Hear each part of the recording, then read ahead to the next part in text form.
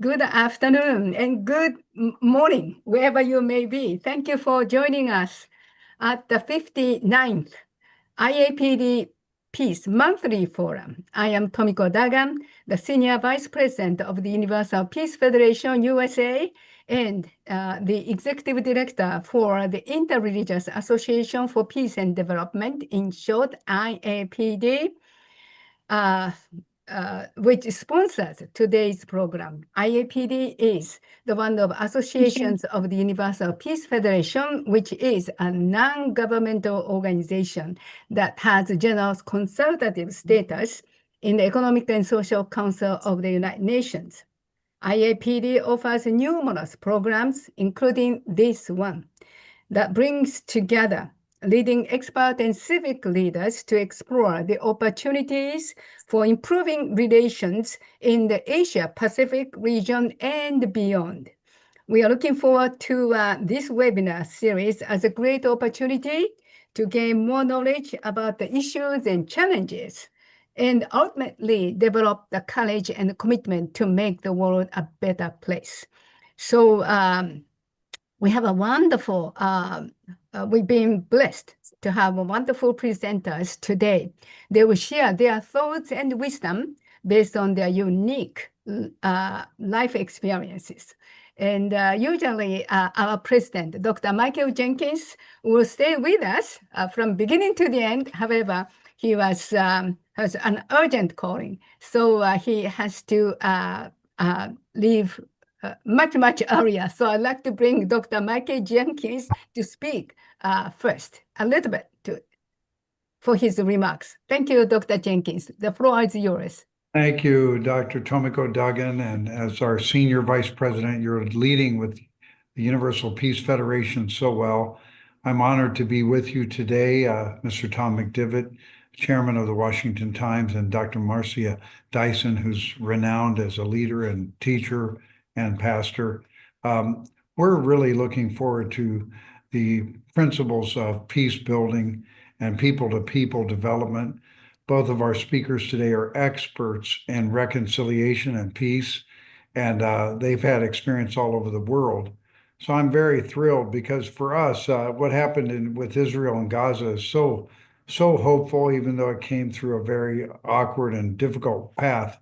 But still, going forward, it's really the Palestinian people are the most literate people in all of the Arab world, and very high ratings in terms of education. It's an amazing thing. I think that we're going to see Palestine become a great nation, and really going to see it come out of the shadow of the different kind of challenges and horrible wars. We want to see peace throughout the world.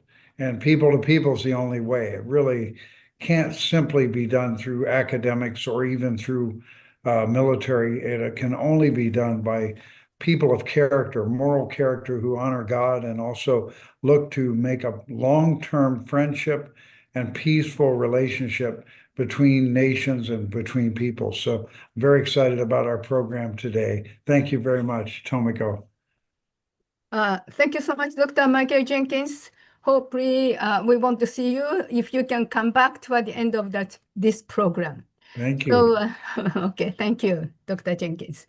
So let me introduce our first speaker. Most of people who are on this screen might know him very well, our respected leader, Mr. Tom McDivitt, currently serves as the chairman of the Washington Times, along with the chairman of the company's board of directors. Mr. McDivitt became president of the Washington Times in March 2007, just prior to the company's 25th anniversary, and served in that position through October 2012. As chief executive officer, he was responsible for all aspects of the news and information for this company. He led the Washington Times through an intensive period of strategic turnaround, national market alignment. And product line, it has been changed in the past dramatically, but He was also in charge of product line expansion, reaching out to more than 10 million regular readers throughout America. And he has a long bios, so I want to skip to give him more time. So he has prepared really wonderful PowerPoint to educate us what's happening in the Asia Pacific region. The floor is yours, Mr. McDevitt. Thank you so much, Mrs. Duggan, Tomiko for short. What happened here? Did I lose you? Hello?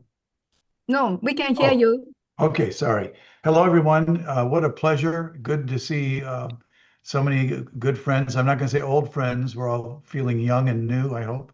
But Marcia, it's a pleasure to share the dais with you. And I see Dale Garrett and John Healy and Keiko and Joseph and Yuriko and Susan Edwards, some very cherished friends, and my wife Chofin is on the phone on the Zoom from Houston.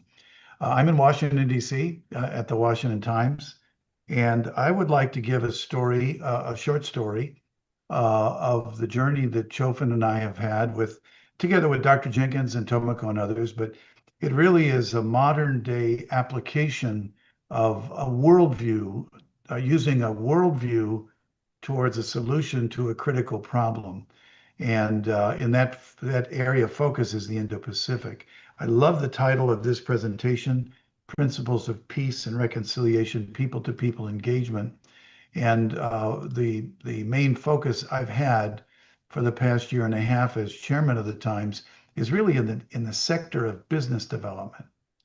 And with the various roles I've had at the Times, which include marketing, growing the National Weekly, general manager of our magazines, vice president, president, helped oversee a strategic turnaround, and then worked with Mr. Beasley, who came in, Larry Beasley, who did a remarkable work, much better than I in the time I was president.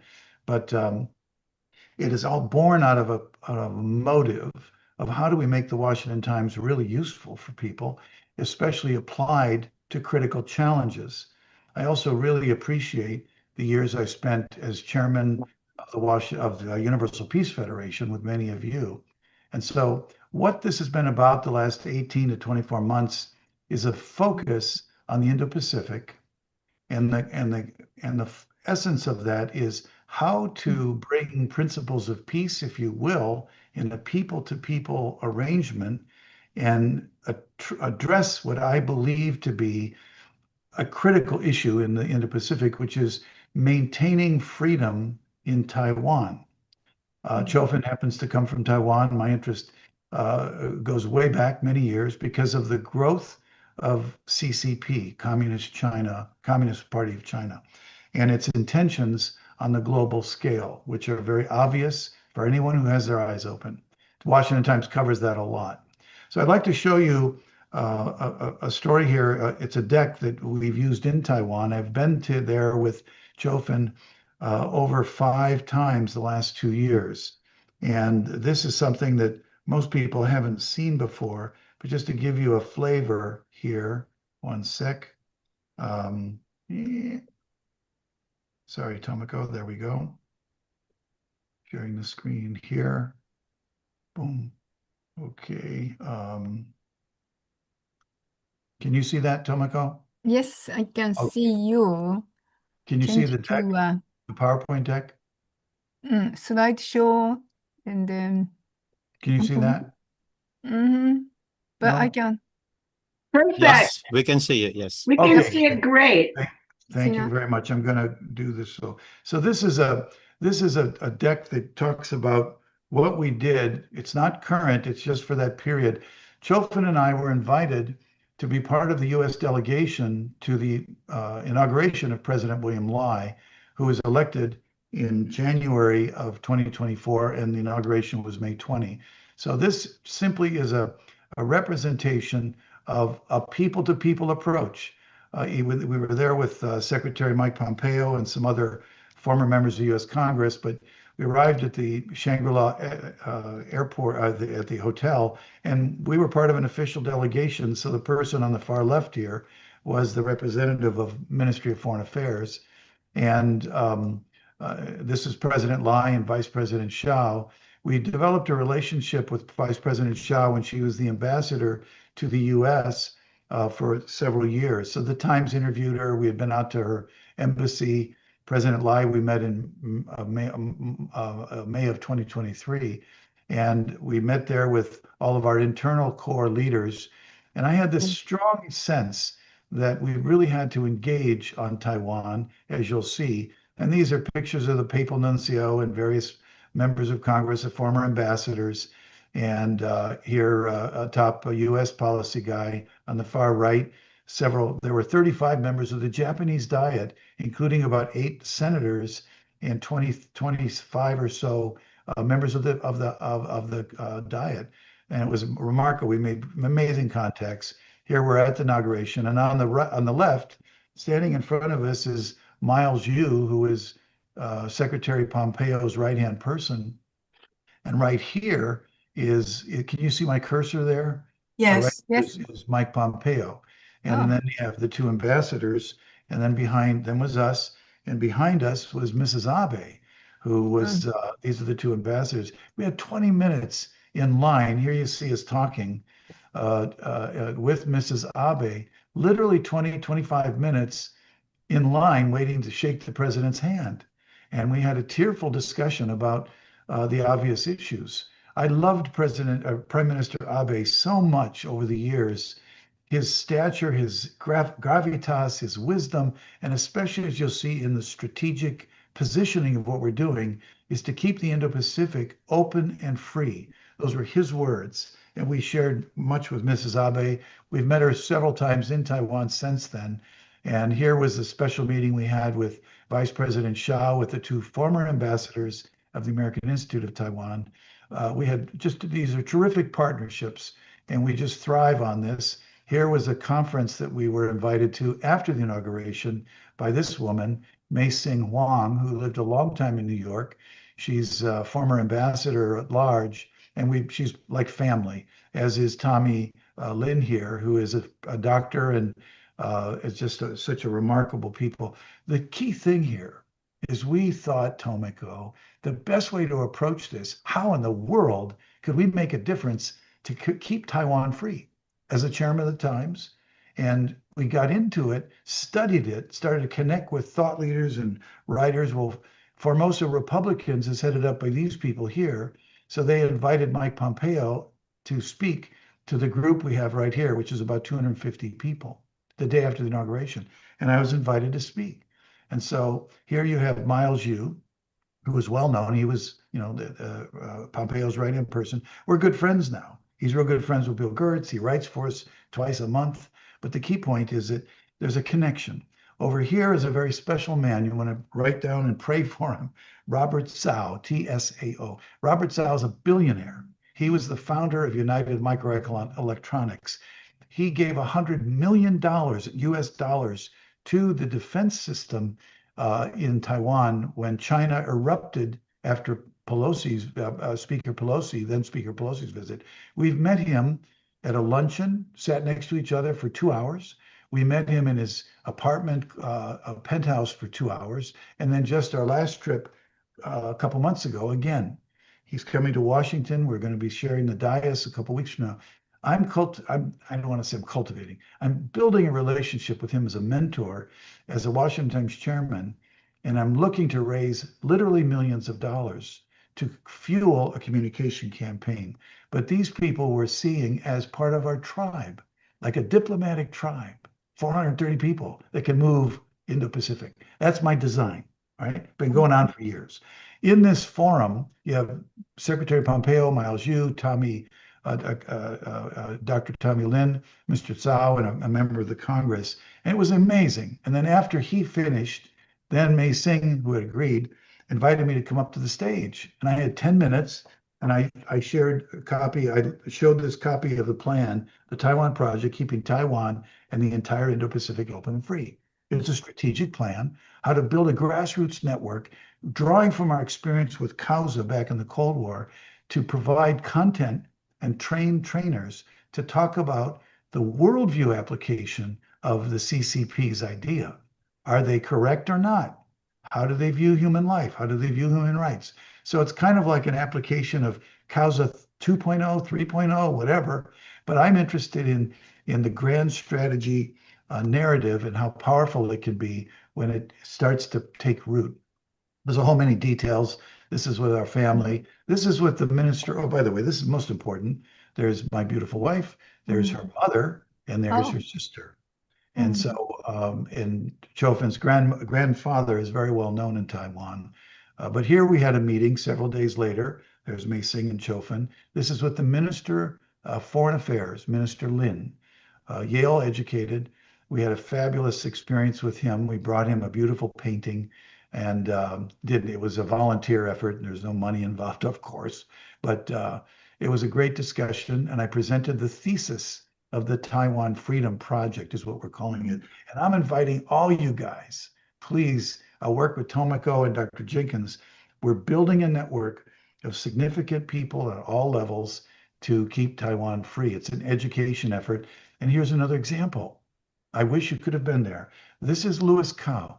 He inherited from his father a company in Taiwan that makes 2,000 food products, many of which you see back here.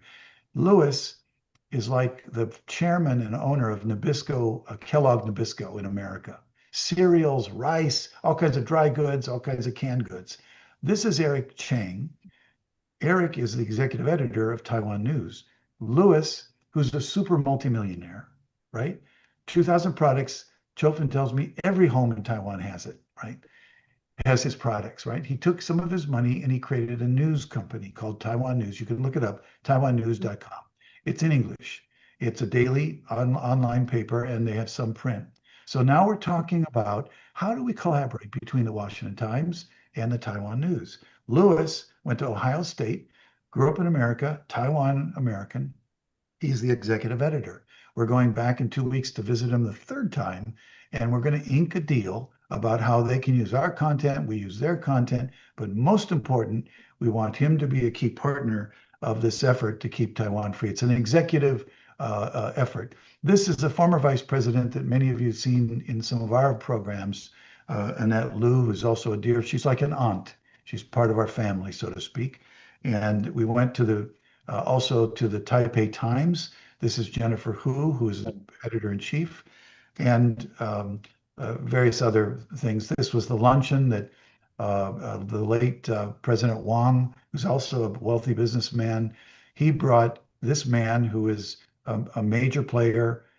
This man here, Dr. Lin, is a member of Falun Gong. He's a PhD, trained in America. He's one of the most powerful influencer YouTube guys. And now we're creating a team to translate his content. He's on the media almost every day, talking about freedom, the rule of law, the importance of America, the importance of traditional values, and why the Chinese communist view is not sustainable, to say the least. And over here is Robert Zhao and several other people here. So, and you can see here, welcome luncheon for Watch Times, blah, blah, blah. This is not about me at all. It's about simply showing if you have an intention, keep Taiwan free. If you apply first principles of peace building, and a worldview approach, and we're building on the assets of our founders, the Washington Times and UPF, and we work also with the UPF in Taiwan. But here's Robert giving his talk there. He's world famous. And this is the former ambassador to Taiwan who's become a good friend. So the intention here, it's not just simply to give a nice report. I am totally committed with Chaufin and our team to build a network of leaders who support the U.S. role in Indo-Pacific from a principled perspective and how we can win the civilization conflict with the CCP and the so-called axis of authoritarianism with Russia, Iran, and North Korea, Venezuela. I want to live the rest of my life doing that. Well, I found this country, Taiwan, has a big need for communication. You know what it is? CCP, according to the U.S. State Department, spends billions a year in information operations and cognitive warfare. Bill Gertz and other people like that write about it, but there's really no there's no organized effort to counter that, except a little bit of stuff in the CIA, some stuff in the Pentagon, but there's no citizen-based, civil society, private sector media coalition that's working in an organized fashion with a God-centered worldview to counter what China's doing. I want to do that with the Washington Times, and with your help, we can make this work. And we're networked all over the place. It's really quite exciting. Here's what the Taiwan Foundation of Democracy, which is another foundation there. And then after the program, and I'll finish here, after the program we had for mostly Republicans, right? 250 people. I give this speech, 10 minutes. And at the end, I asked Tomoko, I said, anybody's interested, raise your hand. Half the crowd for real, raise their hand. Would you like to work together? Washington Times and UPF and stuff to keep Taiwan free. It's an education effort. Then, hold on here. 1 second. There we go. Hold on. That's my alarm. Bear with me. There, sorry. Okay, back to the show, and I'm going to finish. I got 1 minute to go here. I'm so excited to be with you. Normally, I don't have a chance to talk, but by the way, and if you're interested, I'm really getting out on the in the public now, speaking about this. If you have an event you want me to talk about it, I think we're onto something, and I think we can all be part of it. Here's what happened. 1 week after the inauguration, the next day was the Mike Pompeo, Tom McDevitt speech to the foremost Republicans. Half the people raised their hand, like 120 some people. I said, if you got a business card, come on down. And Chofin's job was interacting, collecting business cards. I was doing the same. I gave my business card out. We then took 75 new contacts. These are organizational leaders, business leaders, professors, political people who believe in freedom, and they know America is vital. And they know America has some issues. 75 people we put in a database. We then held a forum in the most important Presbyterian church, which is adjacent to the parliamentary building. That's where we're in right here. And here we have the pastor of the church and Mei Sing. We had 70 some people show up. And then I gave a talk about what I'm doing now. And then we broke out there were 70 people in 10 groups of 7. And as Tomoko knows, I've done a lot of facilitating. So we gave people a 4-point agenda. What's the voice you think the world needs to hear about Taiwan? What's the story?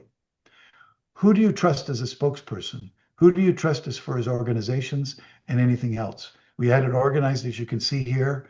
Tomoko, you'd be very proud of me. We collected data, collected information, we coalesced it, and we created a report that gave me so much hope. We could do these kinds of things. They were forums, discussions about peace and principles, etc. And then we had everyone come up and give a talk. This was at Robert Tsau's private studio. He's a billionaire for real. And so, and this was with Mr. Kao. And then one day we were going down to visit another person about an hour south. We go to the railroad station, the subway, and who's there but Mike Pompeo? Governor Pompeo is now the U.S. ambassador to Israel. He was there going south on the same train as us. We know each other from before, had a chance to brief him. Principles of peace, Taiwan free, blah, blah, blah.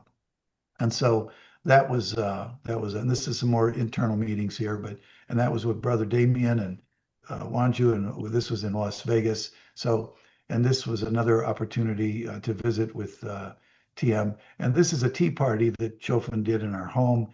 She's just fabulous, the way she networks our local community. So, and this person here is Bill Federer, who is part of the, he spoke in Busan when Charlie Kirk spoke.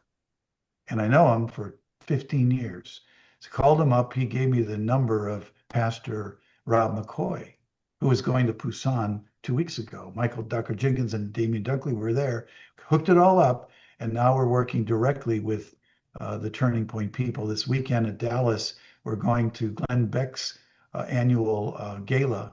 And Mina Kim, who organized the Build Up Korea program, to which Charlie Kirk came and spoke about religious freedom in Korea, and then gave a note back to Secretary of State Rubio, who said in front of the huge memorial, I just got a note. The last thing I heard from Charlie Kirk was there's a big problem in Korea. He was referring to Pastor Sun in Busan and, of course, our situation. It's all networking, high trust relationships. Here is a major minister there, and we're going to finish up here real quick. And here's Charlie Kirk, our former editor, who is now a regular in Fox. We're in touch with Charlie.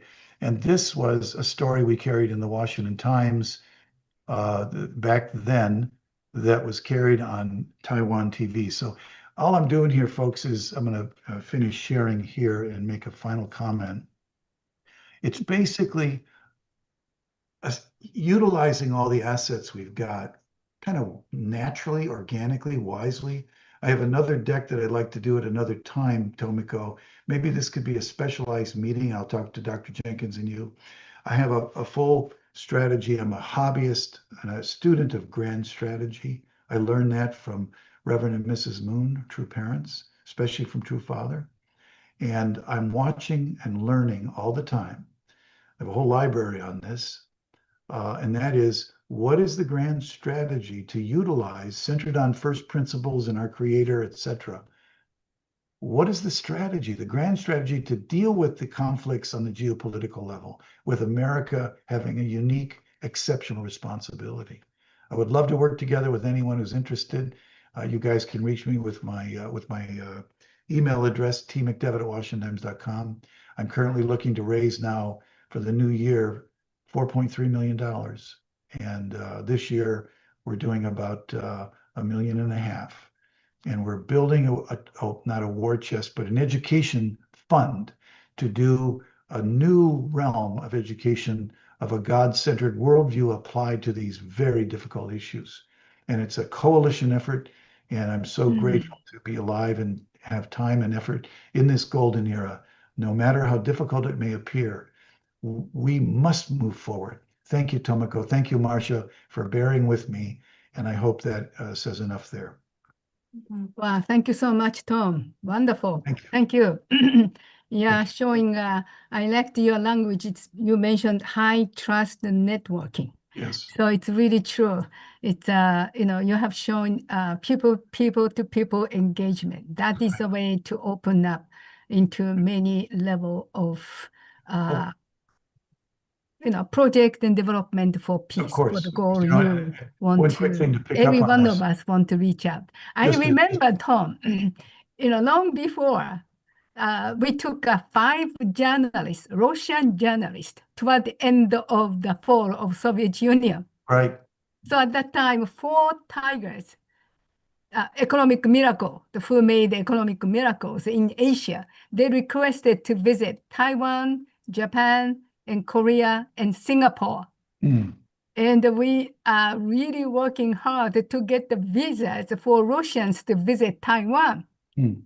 No Russians were able to get the visa after the World War II. So we got it, actually.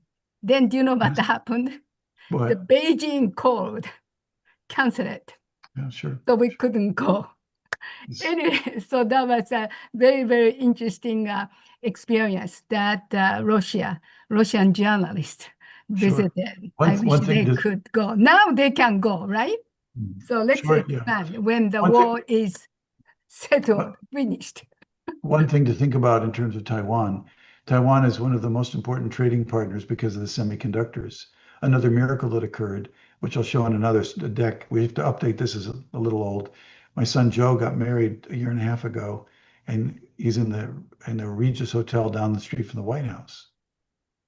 And in that building, the person who's actually on the top of my prospect list is the founder of NVIDIA, Jensen Huang.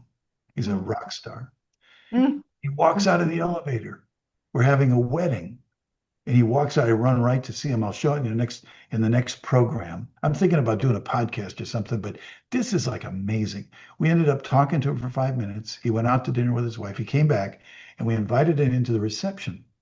And he stayed there for 20 minutes. And I talked to him about the Taiwan project. He gave me his email, Jensen Huang.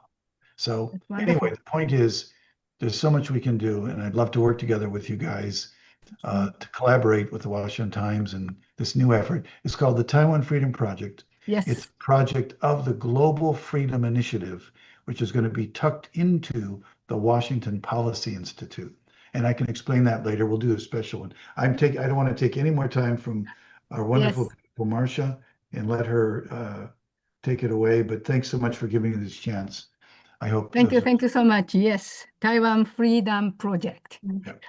Okay, we have another wonderful speaker, my dear friend, and wonderful high trust networking, definitely with Marcia.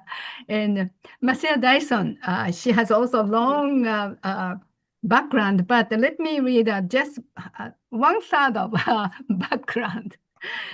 Marcia Dyson, she is the founder and CEO of Women's Global Initiative, a for-profit entity to enhance the lives of women via wealth, education, and civil participation.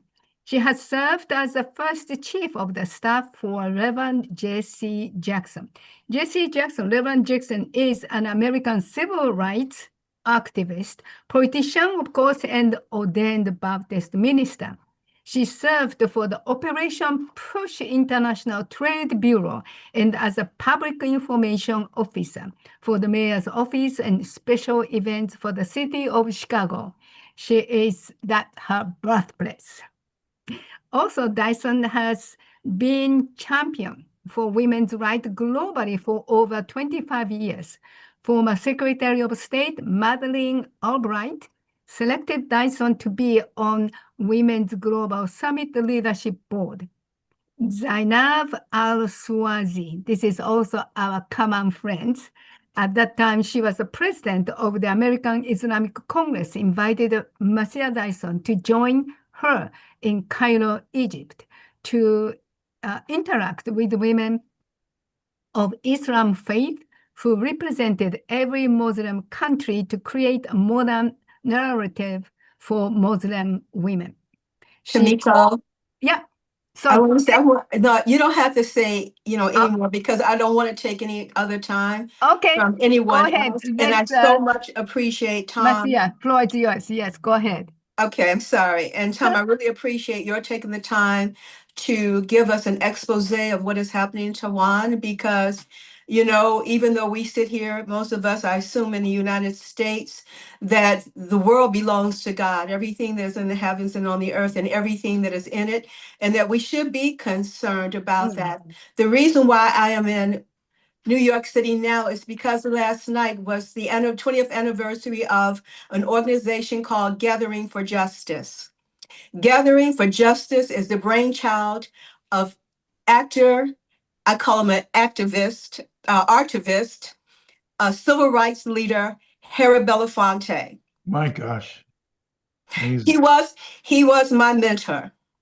And his death was a hole in anyone's heart who was about not civil rights only for African Americans, but like with Dr. King, who did not march just for the souls of Black people, he marched for the poverty, which was original DEI without being offensive, that he understood that we were all individuals, but collectively we all belong to God, and God is no respecter of persons. And for those who don't know, the ecumenical spirit of the wonderful belated soul of Harry Belafonte, he was the one who organized the song, We Are the World. Right. We are the world. And the reason why this is so important to me when we talk about, bridges before borders and people-to-people connection, because that's just what the Gathering for Justice was about. It was bringing young people, mostly marginalized people, which was inclusive of the race. I know those are words they don't want us to use now, but I tell people, you know what my play card is up my sleeve? I mean, I'm from Chicago. I don't mention my politics. People say, you're African American. What is this? I am American. Amen. And so this sort of thing, I wanted to come mostly for this Gathering for Justice as also a compilation of every youth civil rights organization or social activist or the people you see protesting today, that I'm trying to bring them not to a turning point reality because it's culturally sensitive, but when they get at the fork of the road, how they build a bridge over it to be part of the American dream, which I'm trying to remind them, do not be reduced to a social construct because that is divisive. This is not the divisive states of America.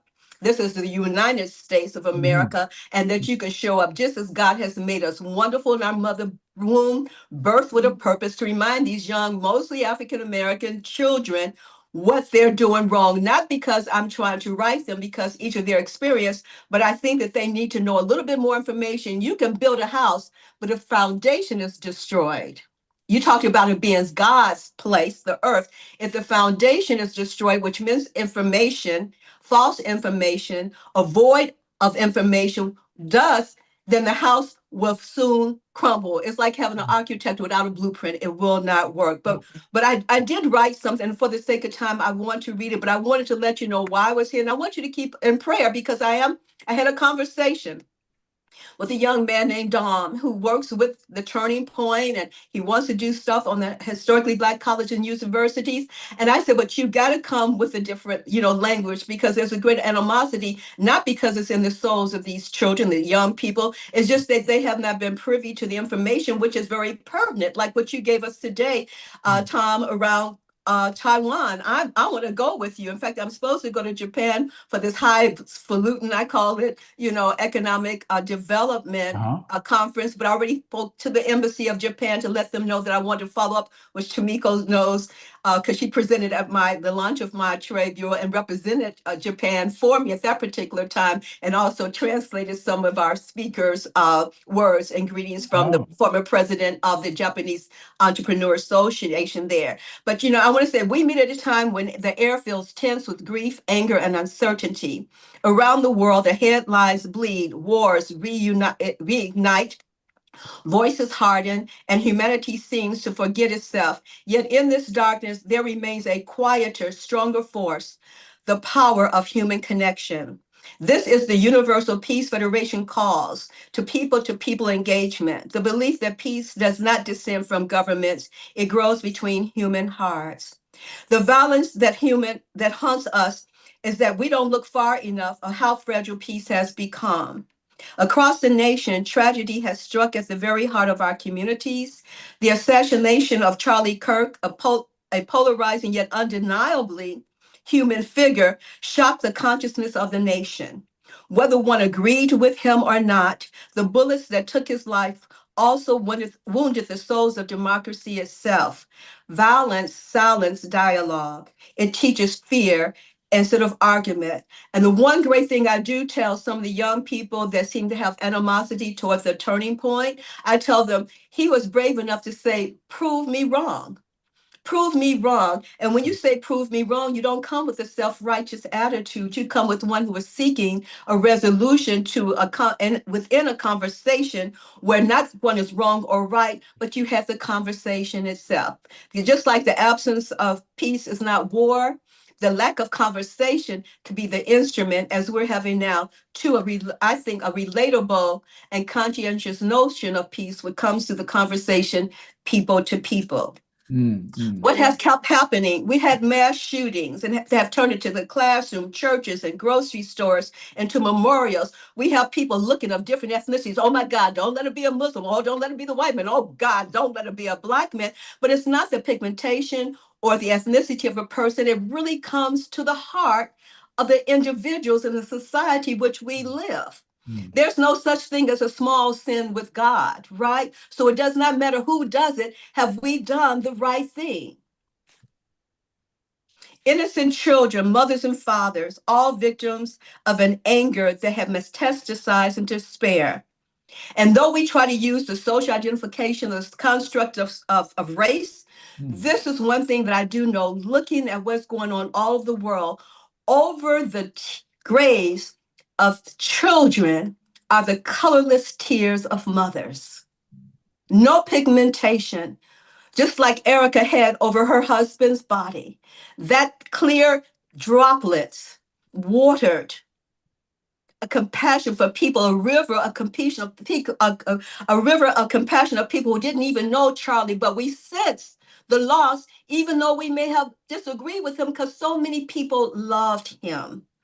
And we learned to know what that love was. And no matter what he said, it was ultimate. No matter what he said, he always talked about his love for Christ and his love to God. And he wanted to be a servant. And we know from the New Testaments and even the prophets that none of them were perfect.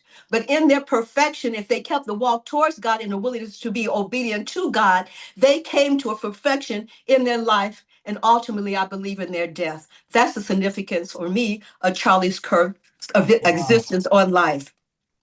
Each of these moments asks the same question: when did we stop seeing each other as human beings? We know that a single butterfly's wings, it is said, can stir the air of the other side of the world, which you're telling us about Taiwan, But lately, those wings have caught fire. In the Middle East, small sects of hatred have multiplied into dragon wings, war, vengeance, displacement. The dragon breeds destruction, but even dragons, when exhausted, must land. The task of peace builders is to welcome them back to earth and to cool the fire, to let the butterfly live again. That transformation from dragon back to butterfly is the very work of reconciliation, and it begins always between people. Peace as human relationships cannot be taken for granted. Peace is often spoken of in the language of treaties and summits, or prize winning, like the Nobel Prize winners. But real peace is not a document, it's not a plaque, it is a relationships. Governments can stop wars, but only people can stop hatred.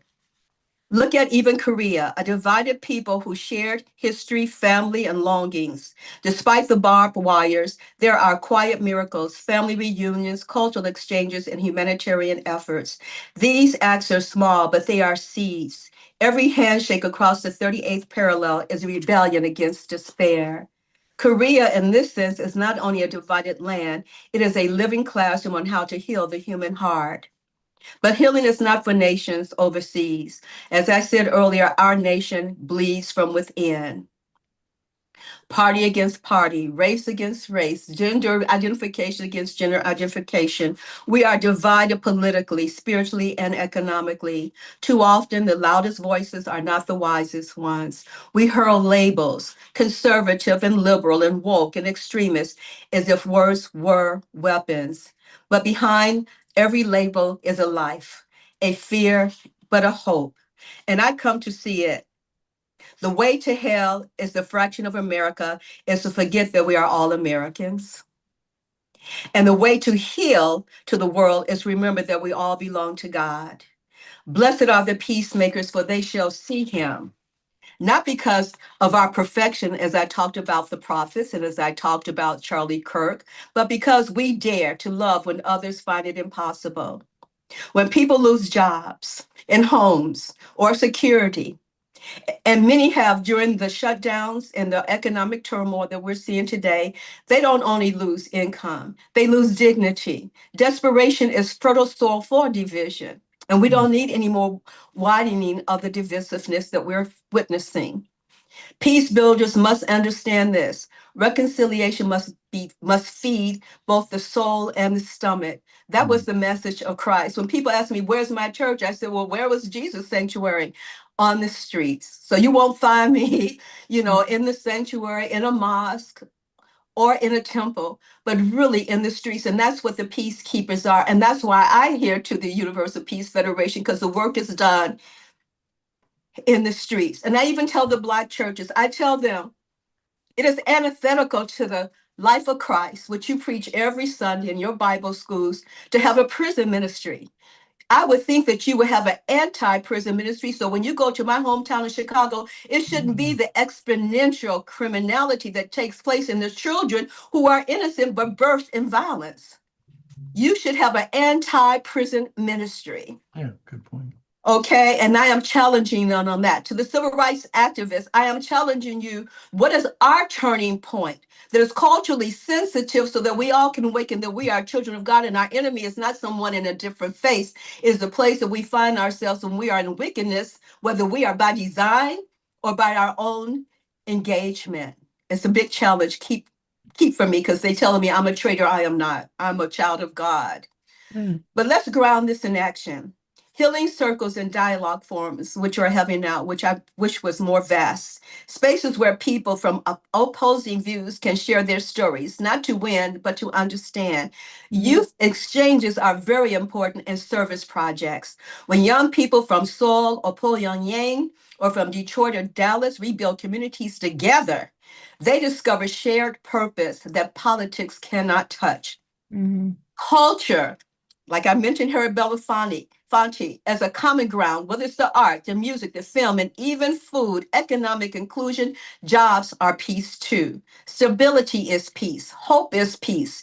Truth in the media, responsibility, and thank you, Tom, for being that stellar representation of truth in the media, must resist algorithms of outrage and return to the disciplinary truth. I would go on X, and the spirit was so bad, I got off of it because I felt like I was being attacked by a demon. I would get physically ill. So I had to like get my news from someplace else because the spirit there was so thick, you could feel it, and I would get depressed. And misinformation is not a side issue. It is a weapon against peace itself. Across Asia, since there was a point, as we see tension and transcendence from the Korean Peninsula to Myanmar, from South China Sea to Sri Lanka, peace is tested daily like it is with us. Yet the region holds deep reservoirs of wisdom.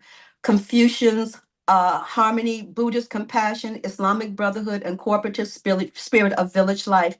If Asia can rediscover these traditions, not as heritage, but as a living principles, it can lead to the world and showing that coexistence is strength, not weakness. So what can we do? If you're a teacher, teach empathy. If you're a parent, raise listeners and not talkers. If you're a leader, invite your opponents like Charlie Kirk did to the table, not to defeat them, but to understand them. If you are a citizen, be slower to anger and quicker to curiosity. Peace is not the absence of difference, it is the art of holding difference gently. When we look at our divided world, it's easy to despair. Yet despair is a luxury we cannot afford. The butterfly wings are still beating, sometimes faintly, sometimes fiercely, but always toward life. The dragon of conflict feeds on fear. The butterfly of peace feeds on faith.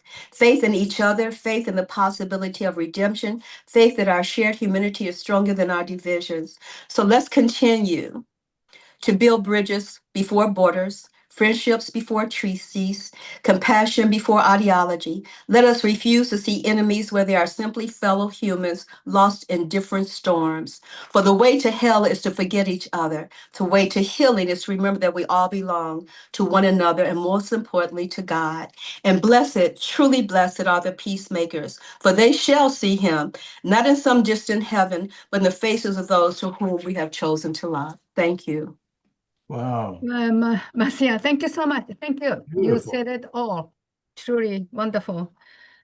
Really reminded me that Mother Teresa said, if we have no peace, it is because we have forgotten that we belong to each other. You mentioned that we are the world. Look at the people on the screen. All kinds of people. We are the world.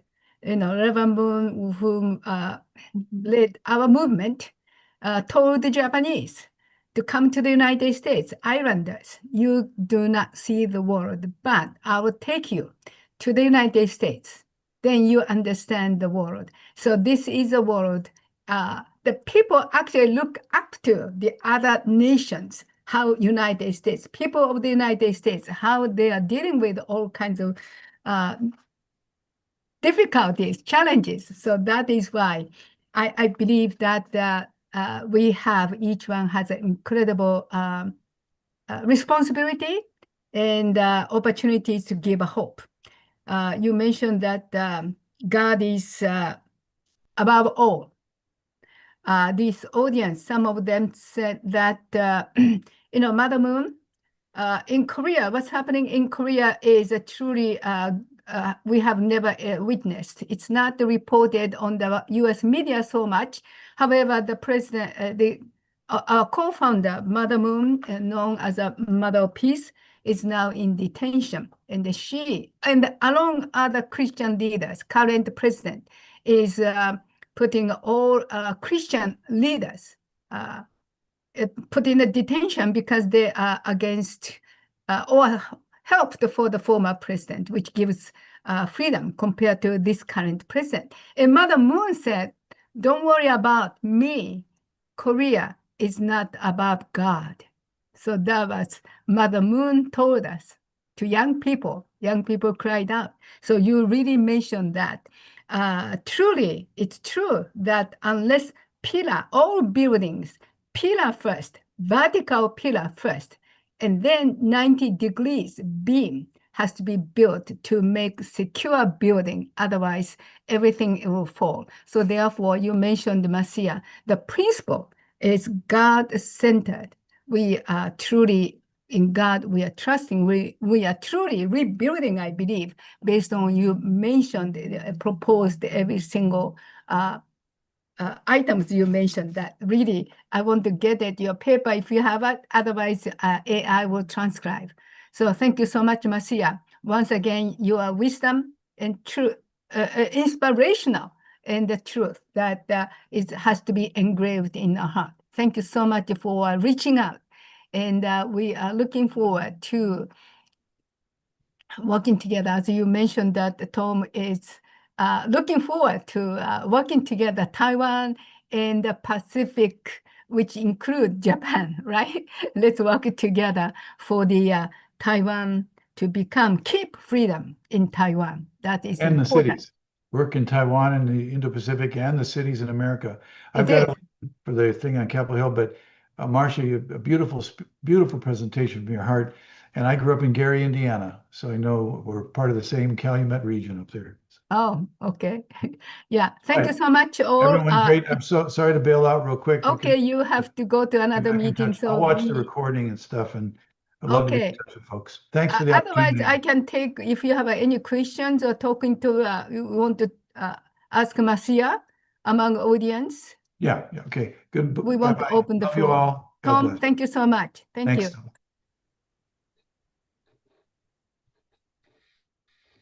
I think many people want to express that they want to get the paper if you have your papers available. Otherwise, our AI will translate your presentation. Marcia, you are muted. Okay, can you hear me now? I do have my presentation written. I, of course, based upon hearing Tom, I improvised a little bit, but I do have the basis for it, and I will add some of those things in so that for those who, if there was something that's not into the written document that you found interesting or that you could utilize, and I hope it's about Harry Belafonte, because I was trying to get this very big. In fact, I'll say it, Rock Nation, to do a We Are the World sort of thing around, Palestine and Gaza that could really be used anybody, anywhere, Congo, Somalia, where there was conflict. And unfortunately, that couldn't take place. So I started singing myself in the car. I know people, "Wow, please somebody get somebody to sing." But it's because, God gives us those hearts, that kind of heart to do it. And let me say this too, and I want to talk about, for those who wonder sometimes why we're part of what we do. I had the honor of interviewing Mama Sarah Obama, brought her to the United States. Tamika, I mentioned this. And they asked her, she still sold candy in her village of Kagalo, to build a school in the name of President Obama's father. And they asked, why do you still do this? Why do you care about the people? Not only to build a school, but a triage, because she knew that there needed to be medical care in that village also. And she knew that there needed to be education also for the adults. And I just love this woman living in this small village had a holistic viewpoint of life for not only the children, because it takes a healthy village to raise a child, right? And she says this, because God has given me the gift of a kind heart.